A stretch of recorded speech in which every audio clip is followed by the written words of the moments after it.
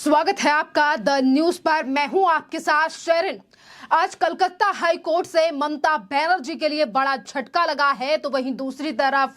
पत्रकार सुधीर चौधरी के लिए बड़ी राहत और बड़ी जीत हुई है सुधीर चौधरी की कलकत्ता हाई कोर्ट से। दरअसल आपके लिए बता दें कि पश्चिम बंगाल के धूलागढ़ में हुए दंगों के कवरेज दौरान मामले को लेकर जो मामला दर्ज किया गया था और एफआईआर दर्ज कराई गई थी 2016 में शत्रुता को बढ़ावा देने के लिए आईपीसी धारा 153 के तहत आज उससे कलकत्ता हाई कोर्ट ने रद्द कर दिया है सुधीर चौधरी और इसी के साथ पत्रकार पूजा मेहता के खिलाफ। आपके लिए बता दें कि सुधीर चौधरी और पूजा मेहता के खिलाफ जो है ये मामला दर्ज कराया गया था पश्चिम बंगाल की सरकार और मुख्यमंत्री की तरफ से, जिस पर आज सुधीर चौधरी के लिए ये बड़ी राहत और बड़ी जीत जो है वो सुधीर चौधरी की कलकत्ता हाई कोर्ट से हुई है। और ये वही ममता बनर्जी के लिए बड़ा झटका है। जिस तरीके से ममता बनर्जी ने धूलागढ़ दंगे को लेकर आरोप लगाए थे सुधीर चौधरी के ऊपर और कहा था कि यहां पर दंगे भड़काने में जो है वो नाम है सुधीर चौधरी का, उन्होंने किस तरीके से डीएनए शो किया और तमाम आरोप जो हैं वो लगाए गए थे सुधीर चौधरी पर 2016 दिसंबर में, जिस पर अब जाकर ये जो है बड़ी जीत सुधीर चौधरी के लिए मिली है। और जहां एक तरफ कलकत्ता हाई कोर्ट की तरफ से ये बड़ा झटका ममता बनर्जी के लिए दिया गया है, पूजा मेहता के साथ साथ सुधीर चौधरी की ये बड़ी जीत है, तो इसी पूरे मामले पर अभी सुधीर चौधरी ने ट्वीट कर जो है वो कलकत्ता हाई कोर्ट का धन्यवाद भी जताया है और इसी के साथ उन्होंने सवाल भी खड़े किए हैं कि किस तरीके से कुछ लोग सच बोलने वाले पत्रकारों के ऊपर झूठे मुकदमे लगाते हैं और उन्हें उनका काम करने से रोकते हैं। आपके लिए बता दें कि सुधीर चौधरी ने अभी ट्वीट करके जो है वो लिखा है कि मैं सत्य की जीत सुनिश्चित करने के लिए कलकत्ता उच्च न्यायालय को धन्यवाद देता हूं। असहज सवाल उठाने पर पत्रकारों को अदालत में घसीटना एक खतरनाक चलन है। इस केस में मेरी जिंदगी के 7 साल लग गए। मेरे जैसे पत्रकार ने जोखिम क्यों उठाया है? सिर्फ शत्रुता को बढ़ावा देने के लिए नहीं, हम ऐसा इसीलिए करते हैं क्योंकि हम बदलाव लाने और गलत और उसे चुनौती देने में विश्वास रखते हैं। ये जो बड़ी बात कही गई है ट्वीट कर सुधीर चौधरी की तरफ से, ये ममता बनर्जी के लिए भी एक बड़ा झटका होगा कि एक तरफ कलकत्ता हाई कोर्ट की तरफ से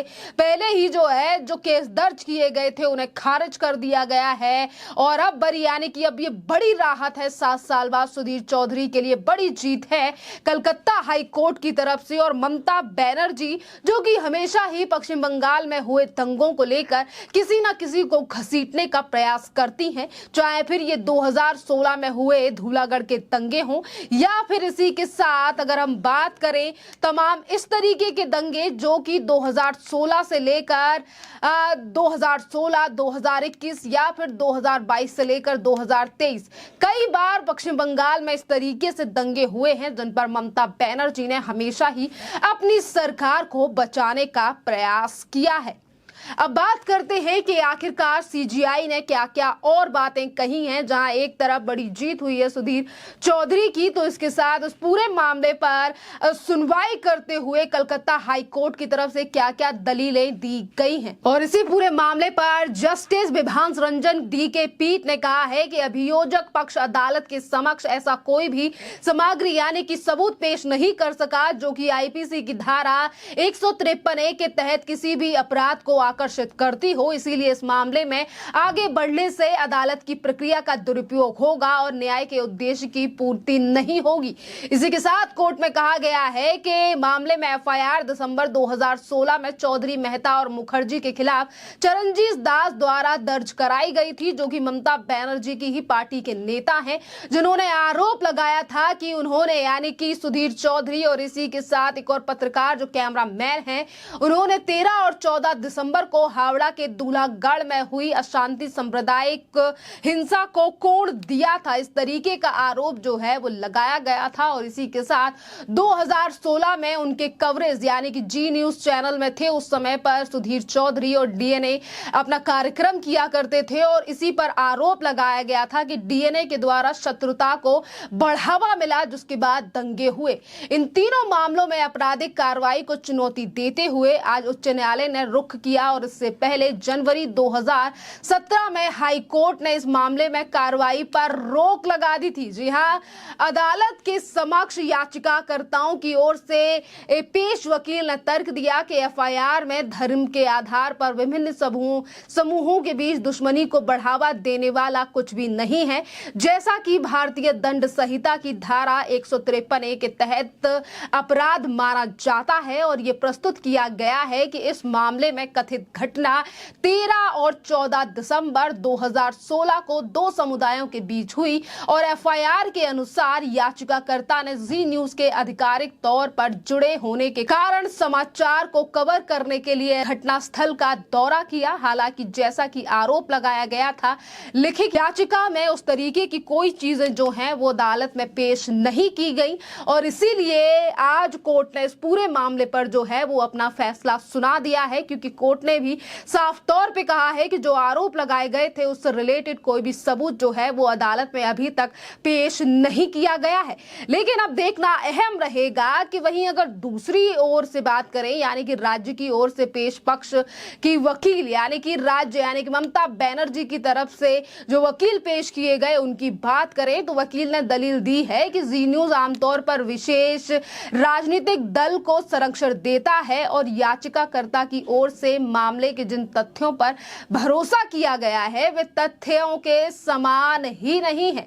दोनों पक्षों के वकीलों को सुनने के बाद केस डायरी का संवैधानिक पूर्वक अध्ययन करने के बाद अदालत ने पाया कि जांच आधिकारिक 51 दिनों की अवधि के भीतर केवल दो व्यक्तियों के बयान दर्ज कराने में सफल रहे और उन दोनों गवाहों में से कोई भी एक भी शब्द नहीं बोल सका। आईपीसी की धारा 153A के तहत प्रावधान को आकर्षित करने के लिए अलग अलग समुदायों के बीच दुश्मनी को बढ़ावा देने का इरादा है। कोर्ट ने यह भी कहा कि एफआईआर के अनुसार 16 दिसंबर 2016 के बाद जब याचिकाकर्ता ने घटनास्थल का दौरा किया तो क्या कोई अप्रिय घटना नहीं हुई थी। इसके अलावा अदालत को ये भी अभियोजक पक्ष अव्यवस्था पैदा करने या लोगों को हिंसा के लिए उकसाने का इरादा दिखाने वाला कोई दस्तावेज पेश नहीं कर सका। इस पृष्ठभूमि में न्यायालय ने कहा है कि याचिकाकर्ता के खिलाफ मामले में कार्रवाई रद्द करने के अलावा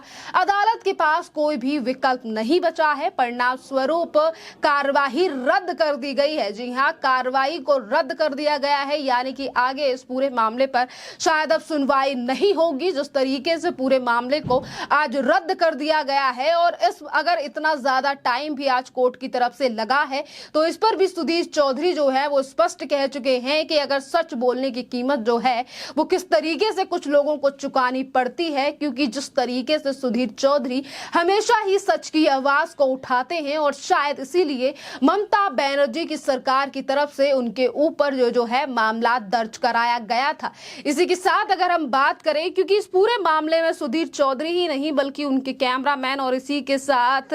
जी न्यूज की एक और जो पत्रकार है पूजा मेहता, उनके खिलाफ भी 2016 में ये मामला दर्ज कराया गया था और उस समय पर भी सुधीर चौधरी ने सोशल मीडिया के माध्यम से इस मुद्दे को उठाया था और उन्होंने उस समय पर भी ट्वीट करके इन चीजों को उजागर किया था और कहा था कि किस तरीके से धूलागढ़ के मुद्दे पर अगर हमने आवाज उठाई है तो पूजा मेहता के ऊपर भी। पूजा मेहता जो कि उस समय पर जी न्यूज में पत्रकार थी और उनकी उम्र महज 25 साल थी, जिस बात को लेकर सुधीर चौधरी ने कहा था कि पूजा मेहता की उम्र सिर्फ 25 साल है और इतनी छोटी उम्र में किस तरीके से पूजा मेहता को पश्चिम बंगाल सरकार की क्रूरता को सहना पड़ रहा है, क्योंकि ममता बनर्जी की सरकार की तरफ से ही एफआईआर और आरोप लगाए गए थे सुधीर चौधरी, पूजा मेहता और इसी के साथ कैमरा मैन के ऊपर, जिन्हें अब राहत और बड़ी जीत जो है वो कलकत्ता हाई कोर्ट से मिल चुकी है। खैर, इस पूरे मामले पर आपकी जो भी राय हो